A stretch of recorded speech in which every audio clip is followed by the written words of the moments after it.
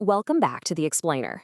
Today, we are diving straight into the wild events of Session 20, Forever Kept Getting Longer. We've got a ton of ground to cover today, you guys. We're talking high-stakes interrogations, massive political bribes, and some seriously dark looming mysteries. So let's just jump right in. So, we're dropping right onto the blood-stained casino deck of the steamboat, the Chianthar Princess. And we're literally in the middle of the aftermath here. The party just barely survived this brutal, all-out raid by the cultists of Baal, the Lord of Murder. The adrenaline is absolutely still pumping, bodies are literally still warm, and our heroes are standing around this one single bound female cultist who actually survived the clash. And that leaves us with this immediate, incredibly pressing question, just hanging in the air. What on earth do you do with a captive fanatic who just tried to slaughter every single person on board? Well, Valessa drops a quote that perfectly captures the whole vibe of the room. As they're getting ready to question this captive, Valessa's drow sisters, Ilmrin and Talise, are just watching from the gambling tables with this smug, dark amusement. Ilmrin actually starts teasing Valessa about her old interrogation days back in the Underdark, but Valessa just fires back with this chillingly pragmatic line. She says, "I was good at torture. There's a difference. Torture doesn't get you the correct answer. It just gets you an answer." Oof, right? To just completely bypass any lies, Valessa leans in super close and weaves this powerful magical compulsion right into her words, literally forcing the cultists to speak nothing but the absolute truth. And under the crushing weight of that magic, the truth just spills out. Let me tell you, the scope of this plot is absolutely terrifying. The cultist confesses that this wasn't just some random attack for chaos. No, they were specifically targeting these highly advanced Lantanese firearms hidden down in the ship's cargo hold. Their objective? Basically twofold: steal the weapons and slaughter as many passengers as humanly possible as a dark offering to Baal. Yikes. We also find out that their leader, this woman named Morel, totally abandoned them and escaped through a dark portal. And, probably the most crucial piece of intel, the cultist reveals their base of operations. It's a hidden lair deep in the undercellar, 75 feet below the winding streets of Baldur's Gate, which means, this threat is far, far from over. So naturally, an immediate moral fracture happens right then and there. With all this truth out in the open, a super fast and highly tense debate erupts over what to actually do with this captive. On one side, we've got the casino floor manager, Marceline, and our towering barbarian, Wagner Frieder. They're arguing that they should just hand the woman over to the authorities, put her in a prison cell. And remember, Wagner Frieder has really been trying to lean into compassion lately after all the horrors she saw down in Avernus. But on the exact opposite side, we have Mavis, our halfling cleric.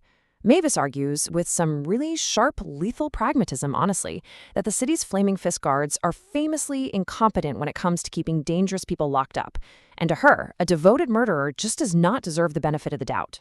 And the wild thing is, this debate, it doesn't even get to finish. Before anyone can even try to reach a consensus, Mavis just takes matters entirely into her own hands and straight up throws her knife. Boom! The cultist falls dead right there on the casino floor.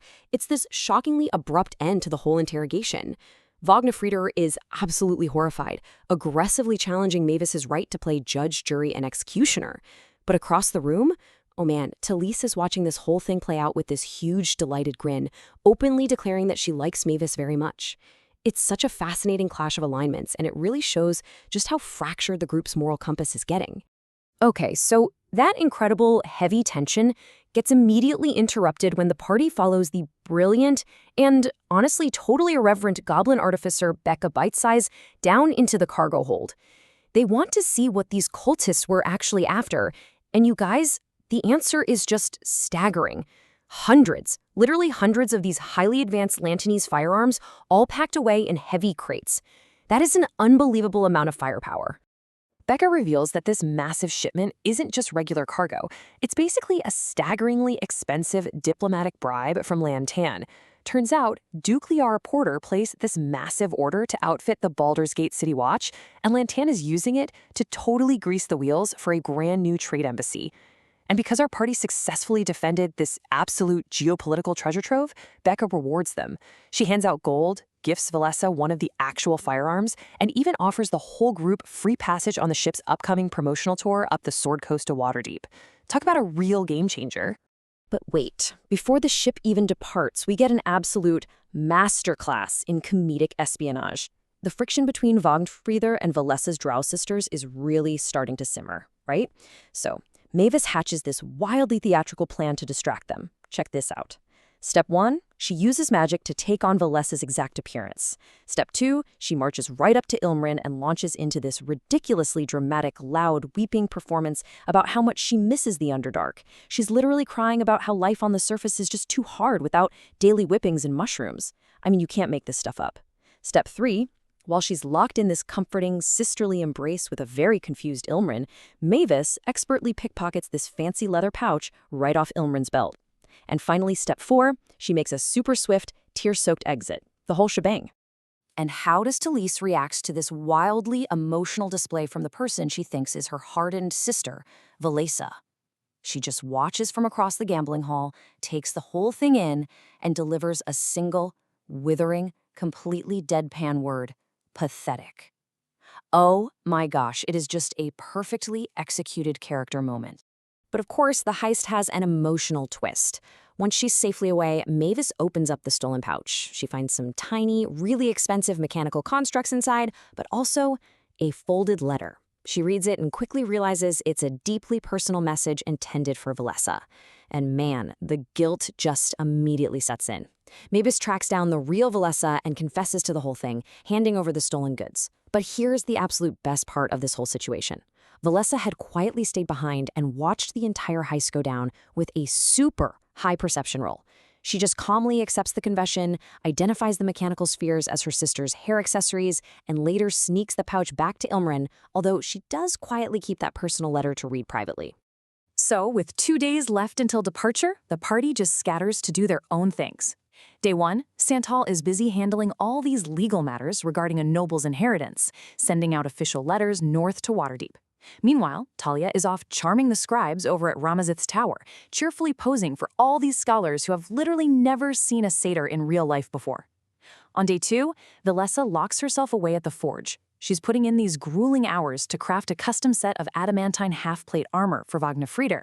By the time they finally board that lavish steamboat, with Valesa's adopted daughters immediately testing the beds by jumping on them, of course, our heroes are more than ready for a rest.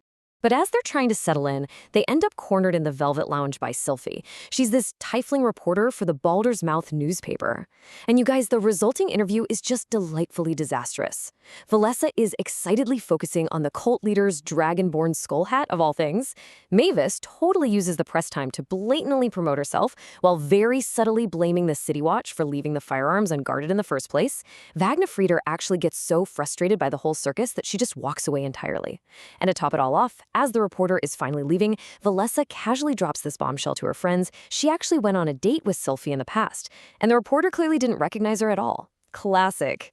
But amidst all that comedy, a really serious shadow falls over the group. Vagnufridr pulls Valesa aside for this deeply private, super ominous conversation. She confesses that she's been experiencing a strange, completely unexplainable physical transformation, and it's accompanied by these really worrying chest pains.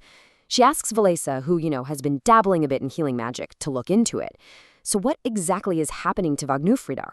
Well, Valesa admits she doesn't have the answers off the top of her head, but she does offer a vital piece of advice. Keep these symptoms an absolute secret for now. Don't tell anyone else. She assures Vagnafrider that their destination, the great city of Waterdeep, is home to these vast ancient libraries, and once they're there, they can thoroughly research this phenomenon and figure out exactly what is happening to her body. Finally, as the great steam engine hums to life and the twinkling lights of Baldur's Gate start to fade into the distance, the party retreats to the ship's spa. They sink into the hot tub, drinks in hand, just letting the violent tension of that Bahalist attack and all the emotional friction of the past few days dissolve into the warm water. Becca Bitesize and Saresha Imravel join them, confirming that everything is perfectly in order for the journey ahead. And for just a fleeting moment, there is true peace, as the Chianther princess cuts through the waves, steaming northward up the Sword Coast. But as we close out today's explainer, we are left with so many lingering threads. We've got a Bahalist cult still actively operating down in the Undercellar, a mysterious letter from a drow mother, and Vagnafridr's terrifying, totally unexplained physical transformation. The party is essentially leaving one city of shadows only to sail directly into another. So I'm going to leave you with this to ponder. As the libraries of the North approach, what dark secrets truly await our heroes in Waterdeep? And more importantly, will they even like the answers they find? Thank you so much for joining me for this explainer today, and stay curious.